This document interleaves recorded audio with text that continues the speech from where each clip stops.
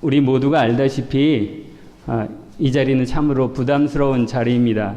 정말 피할 수 있으면 피하고 싶은 자리이죠. 그런데 우리 교회 여건상 목사님과 우리 모두가 동역한다는 그런 마음으로 또 이 자리에 언젠가는 한 번은 서야 된다는 의무감도 있고 또 책임감도 있었기에 그냥 먼저 맞으려고 매를 흔쾌히 수락했습니다. 목사님에 대해서 우리가 잘 알다시피 목사님 지금 스페인 출장 가시기 전에도 부산에서 4박 5일인가 3박 4일인가 또 세미나도 하고 가셨어요. 그리고 또 주일날 우리 야외 예배도 하셨고 목사님이 참 대단하십니다. 그 학교 일도 쉽지 않으실 텐데 교회를 이끌고 가시는 게 이렇게 보면 목사님 참 철인 같다는 생각이 들어요. 지금 동탄에서 오시지만 제가 처음 왔을 때는 강릉에서 오시더라고요. 우리가 강릉하면 그냥 1년에 한 번 휴가 때 정말 마음 먹고 한번 가지 않습니까? 그런데 그걸 매주 가족분들이 다 오신다는 게 이게 보통이 아니잖아요. 그런 일들을 잘 감당한다는 것도 쉽지 않고 우리가 그렇게 귀한 분하고 교회를 지금 하고 있다는 것입니다. 그러니 그 목사님이 역시 여러 가지 어떤 어려운 가운데 목회를 하시지만 그거를 충분히 우리가 이해해드리고 또 목사님께서 어떤 부탁을 하시면 그냥 기쁜 마음으로 그냥 순종했으면 좋겠습니다. 그런 것이 우리 교회 공동체를 건강하게 또 성장하는 어떤 비결이 되지 않을까 하는 생각을 해봤습니다. 제가 여러분들 우리 형제 자매님들한테 꼭 부탁드리고 싶은 말씀이 하나 있는데 저는 뭐 신학을 했거나 또는 뭐 성경을 열심히 탐구하거나 또 뭐 교리를 잘하는 그런 사람이 아닙니다. 저도 여러분하고 똑같은 그냥 성도고 고민하고 그렇게 지지고 볶고 집에서 살아가는 사람입니다. 그래서 오늘 제가 하는 얘기는 지금까지 그냥 제가 신앙생활을 하면서 있었던 고민과 갈등 또 은혜와 감사 음모와 배신 막 이런 거 얘기를 할 텐데 이런 것들 절대 그냥 귀담아 듣지 마시고 그냥 한쪽 귀로 들으시고 한쪽 귀로 흘려주시면 감사하겠습니다. 킹제임스 흥정 성경도 사실 1년 반 정도밖에 되지 않아요. 아른 지가. 그러니까 아직도 입에는 개역 성경이 이렇게 익숙해 있습니다. 그러니까 그런 줄 아시고 양해해 주시기 바랍니다. 오늘 읽은 잠언 2장 1절에서 6절 중에 제가 마음에 와닿은 것은 4절 말씀이었었는데 4절 보면 은을 구하는 것 같이 그것을 구하고 감추어진 보화들을 찾는 것 같이 그것을 찾으면 이렇게 말씀하고 계십니다. 또 잠언 8장 17절에 보면 나를 사랑하는 자들을 내가 사랑하나니 일찍 나를 찾는 자들이 나를 만나리라. 개역성경에는 나를 간절히 찾는 자들이 나를 만난다 이렇게 써 있습니다. 그리고 고린도전서 1장 2절은 우리가 잘 알듯이 고린도에 있는 하나님의 교회에 있는 성도들한테 편지하는데 그게 어떤 사람들이라고 명확하게 되어 있냐면 그리스도 예수님 안에서 거룩히 구별되고 성도로 부르심을 받은 자라고 아주 명확하게 써 있습니다. 잠언의 말씀에 하나님을 찾는다. 하나님을 만난다. 또 고린도전서 말씀에 그리스도 예수님 안에 있는 그리스도 예수님 안에 있는 이란 말씀은 신약 성경에 참 많이 나옵니다. 제가 이렇게 찾아보니까 너무 많이 나와요. 그런데 우리가 성경에서 중요한 것들이 많이 나온다고 알지 않습니까? 사랑도 그렇고 회개도 그렇고 이 그리스도 예수님 안에서 이 말이 너무 많이 나오는 거예요. 그만큼 중요하다는 거겠죠. 그런데 저는 이 말들을 이해할 수가 없었습니다. 수도 없이 많이 들었는데 수도 없이 많이 읽었었고 하나님을 찾는다라는 말이 무엇인지를 몰랐습니다. 저뿐만 아니라 교회 다닌 사람들은 아마 이 소리를 이 말을 설교도 많이 듣고 읽기도 많이 읽으셨을 것입니다. 정작 그런데 저는 그 말을 이해할 수가 없었습니다. 그리스도 예수님 안에서 거룩히 구별되고 성도로 부르심을 받은 자 이거 정확하게 어떤 사람들인지 몰랐었습니다. 그렇지만 그걸 몰라도 교회에 다니는데 아무런 문제가 없었습니다. 예, 남들이 물어보지도 않더라고요. 예, 당신 그리스도 안에 있습니까? 물어보지도 않고 그러니까 뭐 그냥 묻어서 우리가 어디 다니듯이 그렇게 묻어서 교회 생활을 하게 됐습니다. 요한복음 1장 12절 말씀 보면 이렇게 되어 있습니다. 그분을 받아들이는 자들, 곧 그분의 이름을 믿는 자들에게는 다 하나님의 아들이 되는 권능을 그분께서 주셨으니, 이렇게 되어 있는데, 개역성경에는 우리가 좀 쉽게 되어 있는 것 같아요. 아니, 쉽다는 게 익숙한 것 같아요. 영접하는 자, 그 이름을 믿는 자들에게는 하나님의 자녀가 되는 권세를 주셨으니, 아, 그렇구나. 그냥 하나님의 이름을 믿으면 되는구나. 이렇게 하고 믿기 시작한 것 같아요, 처음에. 남들도 다 그렇게 믿고 있는 것 같고, 그러니까 나는 하나님을 믿으니까 천국 갈 것 같은 마음이 들었습니다. 그렇게 교회에서 가르쳐 주는 대로 다른 사람 하는 거 이렇게 눈치 봐가면서 아주 교회를 열심히 다녔습니다. 남들 11조 생활하면 저도 열심히 11조 생활했고, 뭐 감사원금, 절기 지키는 거, 새벽기도, 작정기도, 또 뭐 교회학교 교사라고 해서 교사도 열심히 했고, 아주 참 정말 열심히 했던 것 같습니다. 제가 생각에. 그렇게 신앙생활을 열심히 하면 이 땅에서 복받고 나중에 죽어서 천국에 가는 걸로 그렇게 배웠고 또 그렇게 알고 있었습니다. 이런 우스갯소리가 있습니다. 어떤 권사님이 교회 열심히 다니다가 나이 들어서 생을 마감했는데 예수님 앞에 가서 예수님을 보고 했던 첫 마디가 이렇답니다. 어머, 예수님 정말 계셨네요? 이분 하나님 나라에 갔을까요? 못 갔을까요? 예. 우리가 정확하게 알 수 있지 않습니까? 이게 저뿐만 아니라 예전에 기독교를 믿고 있는 많은 크리스찬들의 어떤 단편적인 그런 단편적으로 피어난 유머인 것 같습니다. 제가 어렸을 때부터 교회에 나갔으니까 한 교회 다닌 지 40년이 좀 넘은 것 같습니다. 세상 일도 한 10년 하면 그 분야에 그래도 전문가가 되고 또 좀 더 잘하면 달인 소리도 듣습니다. 그런데 교회 생활을 40년 넘게 했으면 교회에 대해서 다 알겠죠. 거의 정말 세상 말로 말하면 달인이 됐을 겁니다. 그런데 심지어 그 어렵다는 개척교회도 15년 동안 했습니다. 성경도 많이 읽고 구역 모임도 인도하고 그렇게 열심히 했던 것 같아요. 직장에서는 직원들 다 모아놓고 매일 성경을 읽고 찬송 부르고 기도하고 그렇게 일을 시작했습니다. 그것도 한 20년 동안. 그러니까 성경을 얼마나 많이 봤겠어요. 이 정도 신앙생활 했으면 뭔가 좀 성장된 모습이 저한테 나타나야 되는데 그 나의 모습을 보니 예전이나 그때나 내 속에 있는 믿음은 별로 변한 게 없는 것 같아요. 솔직히 말씀드리면 제 내면을 보니까 남들은 내 겉모습만 보고 저 사람 신앙이 좋아, 뭐 저 사람처럼 뭐 열심히 해야 돼, 뭐 이런 소리 했을지 모르겠지만 정작 제 마음에는 뭔가 채워지지 않는 그런 것들이 계속 있었습니다. 그런데 이런 문제를 누구한테 얘기할 수도 없고 쪽팔려서 그냥 그런 아무런 문제 없이 그냥 신앙생활을 하게 되더라고요. 성경을 많이 읽었는데 모르는 게 더 많아져요. 다니엘서도 어렵고 요한계시록도 어렵고 뭔가 그냥 퍼즐이 그냥 막 바닥에 흩어져 있는 그런 상태. 누가 물어보면 제대로 대답할 수가 없어요. 예. 천년왕국이 뭔지, 휴거는 정말 일어나는지, 그리고 마태복음 24장은 왜 이렇게 이해가 안 되는지 그 얘기만 들으면 마태복음 24장 보면 무서워요.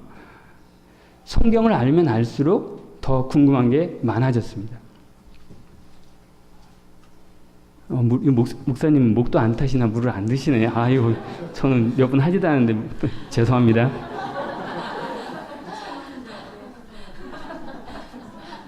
아주 목 타고 속 타고 죽겠습니다 지금. 우리 목사님 다시 한번 진짜 칭찬해드려야 돼요. 제가 어디까지 했더라? 네, 성경을 알면 알수록 더 궁금한 게 많아졌어요. 하나님 말씀은 분명하게 진리가 너희를 자유케 하리라 이 말씀이 분명히 있었잖아요. 근데 저한테는 자유함이 없는 거예요. 아무리 오래 다녔는데도 더 답답한 것만 늘어나고.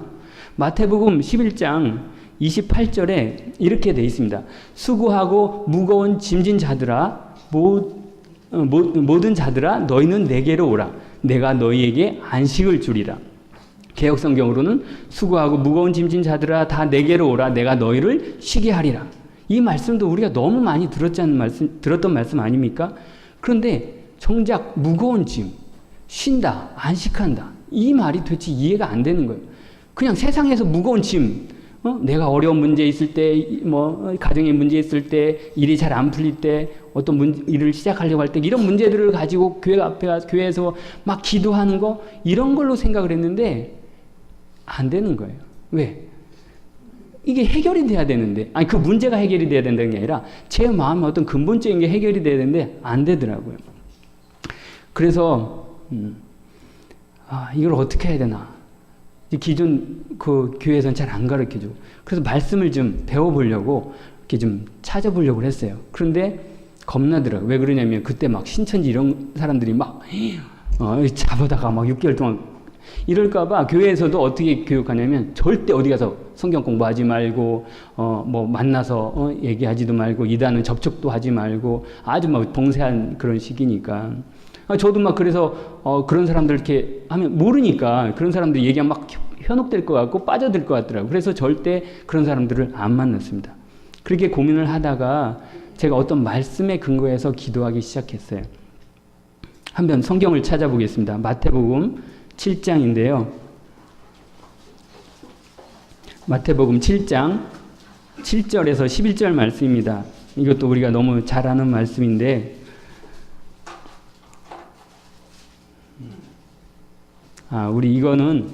우리 김기풍 형제님 한번 읽어주시겠습니까? 구하라 그러면 너희에게 주실 것이요 찾으라 그러면 너희가 찾을 것이요 두드리라 그러면 너희에게 열릴 것이니 구하는 자마다 받을 것이요 찾는 자는 찾을 것이요 두드리는 자에게 열릴 것입니다. 너희 중에 누가 자기 아들이 빵을 구하는데 그에게 돌을 주겠느냐 혹은 그가 생선을 구하는데 그에게 뱀을 주겠느냐 그런즉 너희가 악할지라도 너희 자녀들에게 좋은 선물들을 줄 알거든 하물며 하늘에 계신 너희 아버지께서 자기에게 구하는 자들에게 좋은 것들을 얼마나 더 많이 주시겠느냐.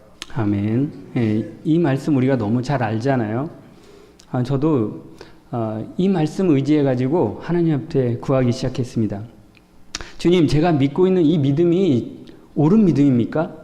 제가 이렇게 오래 믿었는데 아직도 왜 어린아이와 같은 신앙입니까? 이 정도 됐으면 이제 생각이나 삶도 좀 거룩해져야 될 텐데 아직도 넘어지고 세상 것을 좋아하고 주님 도와주십시오.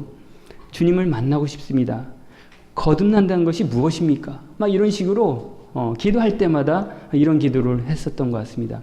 그렇게 한 4년, 5년 정도 기도를 했습니다. 그렇게 하루하루를 지나가던 어느 날 2015년도 4월 달 정도 됐는데 제가 아는 형제가 저를 찾아와서 어떤 목사님 CD를 가져왔는데 그걸 같이 들어보자고 그러더라고요. 근데 목사님 뭐 잘 모르는 목사님이고 또 교회도 어디 그 미국 LA에 무슨 뭐 조그만한 교회를 하고 계신다고 하더라고요. 그래서 어쨌든 그 형제를 잘 알기 때문에 그 CD를 같이 들었습니다. 그때 들었던 성경 말씀 본문이 로마서 7장 8장 말씀이었습니다. 우리 한번 찾아볼까요? 로마서 7장 17절에서 8장 2절까지인데요.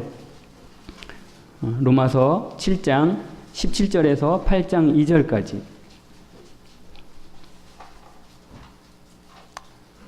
우리 찾으셨으면 첫째 절은 형제님, 그 다음은 자매님 이런 식으로 교독하시겠습니다. 다 찾으셨으면 형제님 먼저 읽겠습니다. 시작. 그런즉 이제 그것을 행한 자는 더 이상 내가 아니요 내 안에 하는 죄니라. 자매님.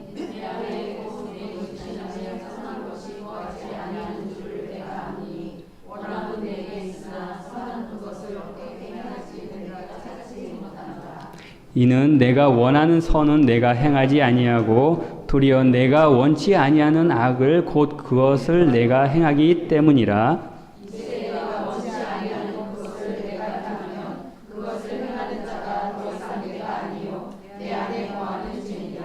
그런즉 내가 한 법을 발견하노니 곧 내가 선을 행하기 원할 때 악이 나와 함께 있는 것이로다. 내 지체들 안에서 다른 법이 내 생각의 법과 싸워 내 지체들 안에 있는 죄의 법으로 나를 사로잡아 가는 것을 내가 보는도다.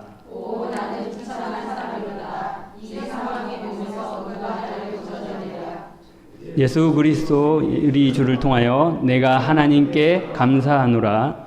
그런즉 이와 같이 내 자신이 생각으로는 하나님의 법을 섬기되 육신으로는 죄의 법을 섬기노라. 그러므로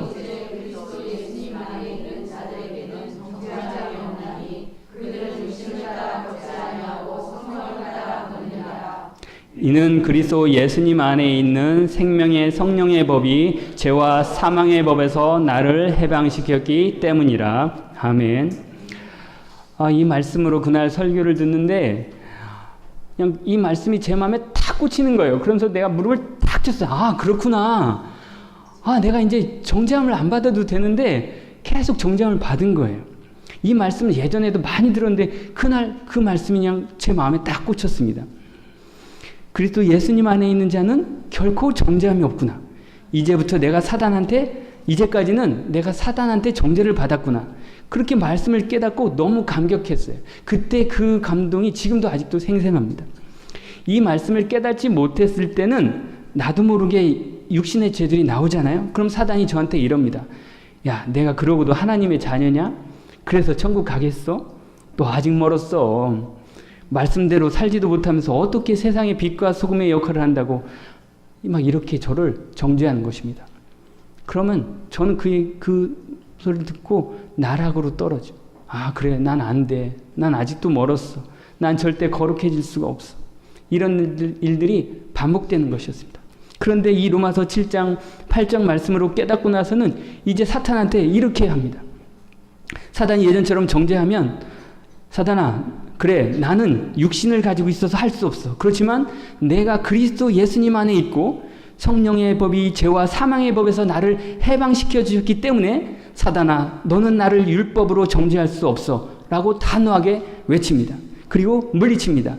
그때부터 성경이 막 읽혀지는데 얼마나 성경 말씀이 꿀송이처럼 단지 막 회사에 나가기도 싫을 정도로 막 매일 집에서 성경만 읽고 싶더라고요. 사실 이때 얘기도 우리 집안 얘기를 좀 하면 막 이단에 빠진 줄 알았대요. 집사람은 저한테. 우리 애들도 막 아빠 이상해졌다고 할 정도인데 이때가 그때였습니다. 그리고 진리가 너희를 자유케 하리라는 그 말씀이 무엇인지를 확실하게 깨달았어요. 그리고 그게 실체적으로 저한테 왔습니다. 율법과 복음에 대해서도 알게 됐고 사망의 법과 생명의 법, 십자가와 연합한다는 거, 예수님의 첫 번째 기적인 가나안 혼인잔치에 물이 왜 포도즙으로 변했는지, 오병이어의 그 기적에서 떡 5개와 물고기 2마리가 무엇이 뜻하는지 이런 것들을 알게 됐습니다. 요한복음 6장 63절에 보면 살리는 것은 영이며 육은 아무것도 유익하게 하지 못하느니라 이렇게 되어 있습니다. 그리고 내가 너에게 이르는 말들은 곧 영이요 생명이니라. 이거는 예수님께서 하신 말씀입니다. 살리는 것은 영인 것입니다. 육은 무익하다고 되어 있습니다. 사도 바울의 갈라디아서 2장의 고백처럼 내가 그리스도와 함께 십자가에 못 박혀 있으니 그럼에도 불구하고 사노라. 그러나 내가 아니라 그리스도께서 내 안에 사시느니라. 나는 지금 내가 육체 안에서 사는 삶을 나를 사랑하사 나를 위해 자신을 주신 하나님의 아들의 믿음으로 사노라. 아들의 믿음으로 사는 것이었습니다. 이전까지는 제가 어떻게 살아보려고 했었는데 말씀을 깨닫고 나니까 내가 사는 게 아니라 내 믿음으로도 사는 것도 아니고 아들의 믿음으로 사는 것이었습니다.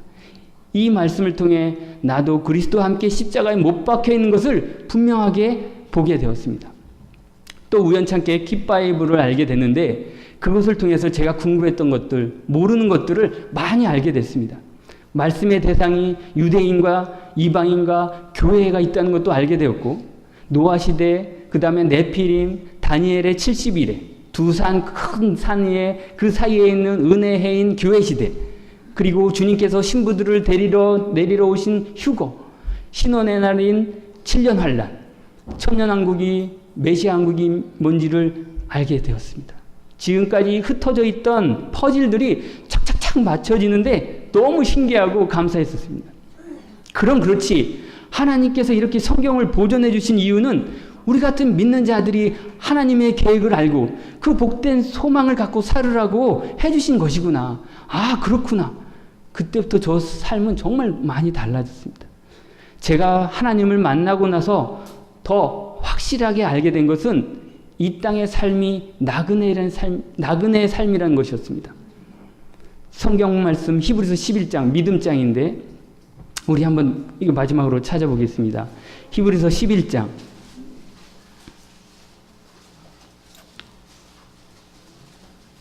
히브리서 11장 13절 말씀인데요. 히브리서 11장 13절 14절 말씀까지 함께 읽겠습니다. 시작. 이들은 다 믿는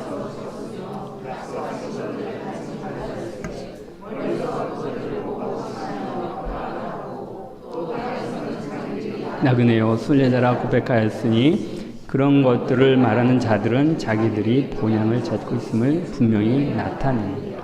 아멘. 13절의 앞에 이들은 누구를 말하냐면 그 믿음의 선조들을 말하는 거지 않습니까? 그들은 이 땅에서는 자기들이 나그네요 순례자라고 고백했다는 것입니다. 개혁성경에는 이거를 타국인이라고 그러는데 나그네요 순례자. 그리고 14절에 자기들의 본향을 찾고 있다는 거예요. 원래 본향 그러면은 고향 뭐 이런 뜻이지 않습니까? 우리가 제일 이거를 극단적으로 잘 알 수 있는 게 실향민들이에요.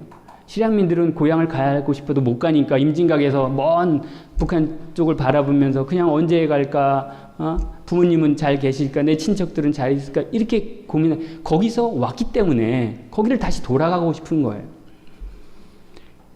하나님의 믿음의 사람들도 돌아가고 싶은 거예요. 하늘나라. 왜? 이 땅에는 우리가 나그네라는 거죠. 순례자. 그냥 외국인이 나오면 날아가면 열심히 일하지만 다시 본국으로 가고 싶다 거잖아요. 그런 것처럼 우리가 이 땅에서의 삶이 나그네고 순례자라는 것입니다. 이게 너무나 분명하게 보여졌습니다. 제가 한 2달 전인가 어떤 형제님한테 전화를 받았습니다. 반갑더라고요.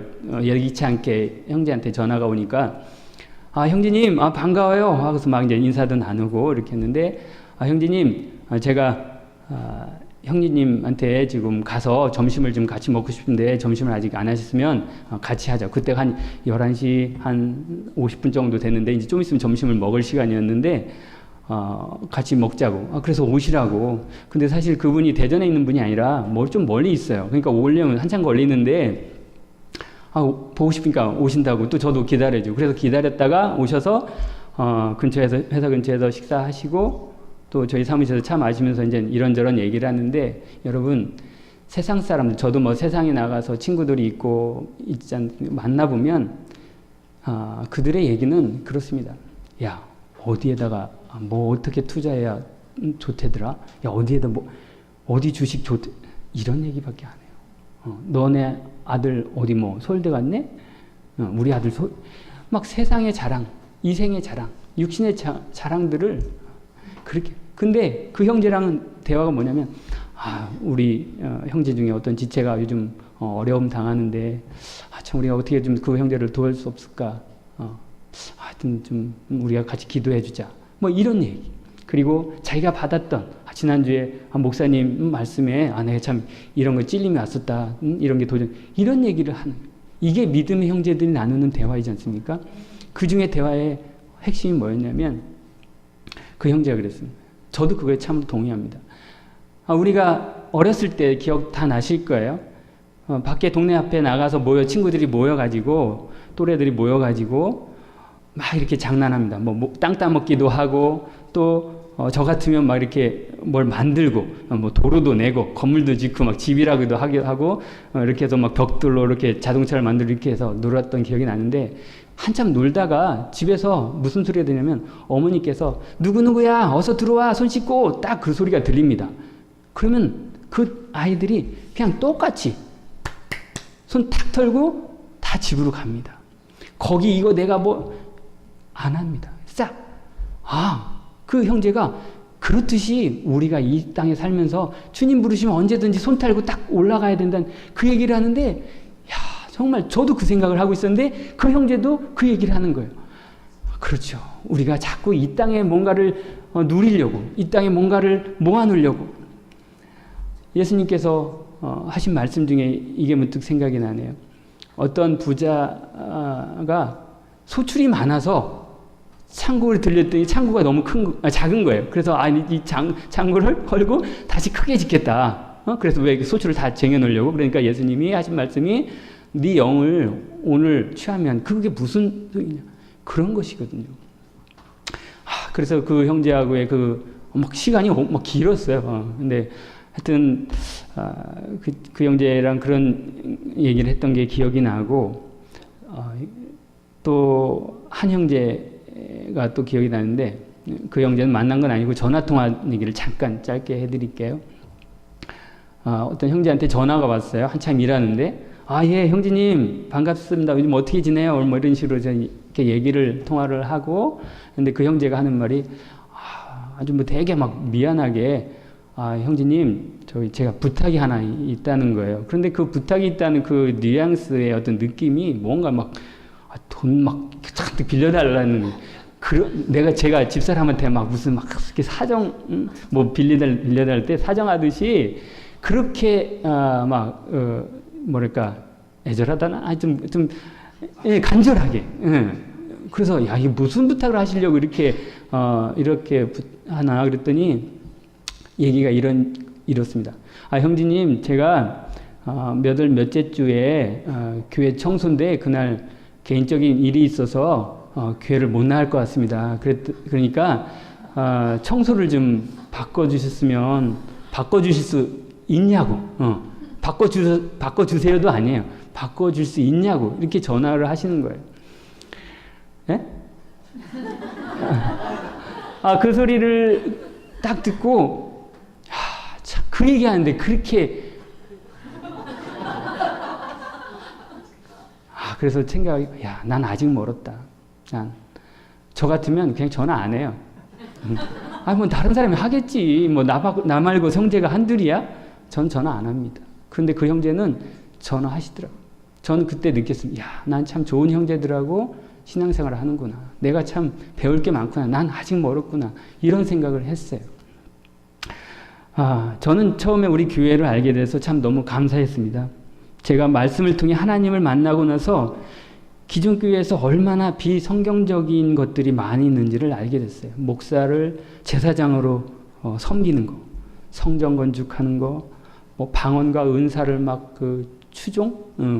사모하는 거, 직분과 호칭으로 뭔가 계급사회처럼 교회가 쫙 조직화되고 또 절기 지키는 거, 11조 하는 거, 주일 성수하는 거, 새벽 기도하는 거, 말 못할 정도로 많더라고요. 기존 교회는 이방 종교하고 세상 문화로 꽉 차 있습니다. 그런데 과연 성경적인 교회가 있을까 하고 저는 고민했어요. 그런데 찾으니까 하나님께는 벌써부터 신약교회를 준비하고 다 계획해놓고 계셨더라고요. 말씀을 알고 나면 어디 갈 만한 교회가 없다는 것을 알게 될 겁니다. 그만큼 우리 교회가 소중하고 귀한 것입니다. 어느 교회나 늘 문제가 생기기 마련입니다. 그러나 그럴 때 성경을 기초해서 얼마나 질서를 잘 세워가는지 또 서로를 얼마나 배려하고 용납하는지를 통해서 교회가 잘 건강하게 세워져 가는 거라 생각합니다. 제가 두서없이 장황하게 말씀을 드렸는데요. 교리와 일치하지 않거나 신학적 근거도 부족할 수 있는 말씀들이었습니다. 하지만 서두에 부탁드린 것처럼 오늘 저의 얘기는 귀담아 듣지 마시고 한쪽 귀로 흘려주시면 너무 감사하겠습니다. 한 말씀만 더 드리고 제 얘기를 마치겠는데요. 우리 교회도 몇몇 지체들이 쉬고 있는데 혹시 이 동영상을 보신다면 그리스도 예수님 안에서 서로를 용납하시고 마음을 새롭게 하셔서 함께 믿음의 경주를 같이 해가자고 간곡히 부탁드리고 싶습니다. 기도하겠습니다. 하나님,